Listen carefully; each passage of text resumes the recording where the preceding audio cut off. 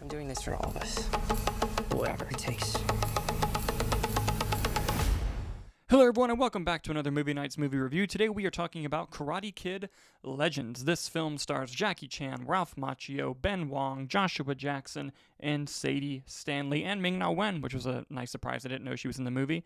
And the plot of this film follows Kung Fu prodigy Li Fong. As he relocates to New York City, he attracts unwanted attention for a local karate kid from a local karate champion and embarks on a journey to enter the ultimate karate competition with the help of Mr. Han and Daniel LaRusso. Here's the thing about that, though. The film is about that for the third act. There's a lot more going on in the movie, and I'll kind of use that to go right into the review.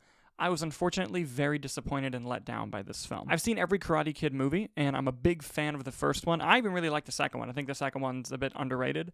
But I haven't watched any of Cobra Kai. I know I'm a piece of shit for not watching it. I've always wanted to watch it. I've heard it's fantastic. It's just one of those things I never got to. But I didn't feel lost regarding that. So, if you haven't seen it and you feel like you'll be behind, you won't be. It's fine. The movie's about an hour and 35 minutes long, and I think it could have benefited from being much, much longer, considering it's trying to tell two completely different stories. One story that was marketed to you and one that's just not part of the marketing at all. But it was kind of interesting had they been able to do that story properly. The biggest downfall of the movie to me is the film's screenplay. It feels like a first draft in a way. Like, you can see the ideas presented, you can see where some of it was going, at least when the two plots of the movie are separated. But the interactions with the characters, the dialogue doesn't work. You can tell that there's just these weird pauses in how the actors are talking to each other, and each actor's doing as good as they can. There was just something not right, which is also a directing problem with the blocking as well. The action scenes are mostly choreographed really well, even though if the editing lets them down a little bit. For the most part, the action in the film was fine. And my biggest positive, honestly, is Ben Wang. I thought he did a really fantastic job in the role. He's very charismatic. You could tell that, he was up for the challenge of doing this type of movie, and he did really well. And as someone who loves the original Karate Kid film, like, seeing Daniel LaRusso come back was awesome. And even seeing Jackie Chan's Mr. Han come back was really cool as well, even if they weren't utilized to the best, in my opinion. Every moment from the trailer where one of them says something very profound or interesting to Ben Wang's lead character, Li Fong, it's part of a montage. Like, the movie was not interested in having proper build-up to moments that could last for an audience. It was just interested in moving on, which was really odd for the movie, hence it being an hour and 35 minutes I think really doesn't work. The story that it's trying to tell in the first half of the movie is actually kind of a flip on the Karate Kid trope, and I won't give it too much away just because, if you haven't seen it and you want to, where basically our lead character, the Karate Kid, is actually training someone older than him to help win a fight so that way he can get money to save, something important in his life.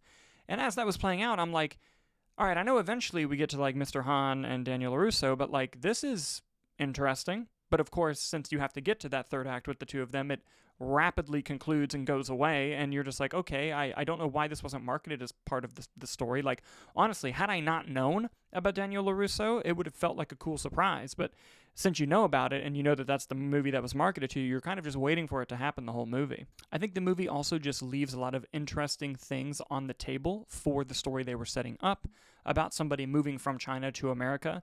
They make things that could have been a challenge for the character and make it interesting as part of their journey very easy and, easygoing for the character.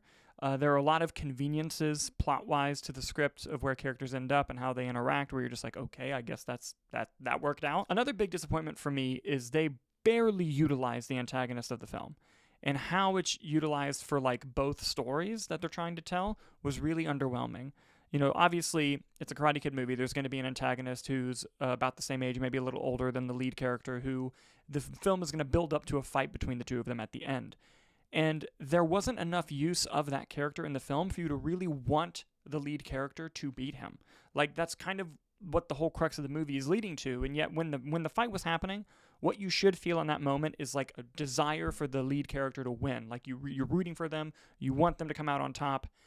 All I felt when I got to the third act was just like, when is this thing going to be over? Like I didn't really care about the fight. I didn't care about the antagonist. They didn't do a whole lot in building up with him. They gave you the check boxes, the story points that needed to happen, but you didn't get to live with them. You didn't get to live and sit in a moment with them because it was too busy trying to tell two completely different plots of one movie that's 90 minutes long. There's even a situation where they have a brief little fight where the antagonist beats him, which, you know, it's most stories set up, you know, you beat him so that you can get the revenge later on and beat him later. But then we see a fight after that fight where the lead character whoops all kinds of ass on grown-ass adults. And it's a really well-made scene. Like, it's an awesome scene. Like, I'll give it that. But I'm like, where were these moves in this previous fight where you could have beat this other guy? Like, it was just oddly placed. Like, I almost feel like if we had seen him win beforehand, so when he fights the antagonist and gets beat, we understand what a threat the antagonist is, that would have made a little bit more sense. But just seeing the events play out that way just left me confused in a way. So while the movie does have a couple of good moments in it, and, you know, I think Ben Wang is really great, and I think that, you know, eventually, hopefully, maybe if they want to continue this franchise, they can use this as a story point for other stories.